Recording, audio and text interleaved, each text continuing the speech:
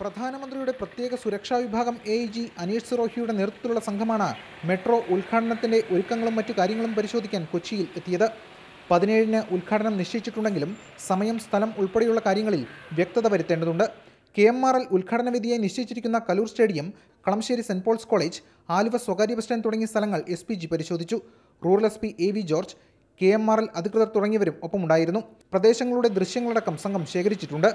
Metro സ്റ്റേഷനിലെ ക്രമീകരണങ്ങൾ വിലയിരുത്തിയ സംഘം ട്രെയിനിൽ യാത്രയും ചെയ്തു. റിമോട്ട് ഉപയോഗിച്ച് വേദിയിൽ നിന്ന് തന്നെ പ്രധാനമന്ത്രി മെട്രോ ഉദ്ഘാടനം ചെയ്യുന്ന തരത്തിലാണ് കാര്യങ്ങൾ ആസൂത്രണം ചെയ്തിരിക്കുന്നത്. തുടർന്ന് നരേന്ദ്രമോദി മെട്രോയിൽ യാത്ര ചെയ്യും. ചടങ്ങുമായി ബന്ധപ്പെട്ട് KMRLും പോലീസും തയ്യാറാക്കിയ റിപ്പോർട്ട് പ്രധാനമന്ത്രിയുടെ ഓഫീസിന് കൈമാറിയിട്ടുണ്ട്.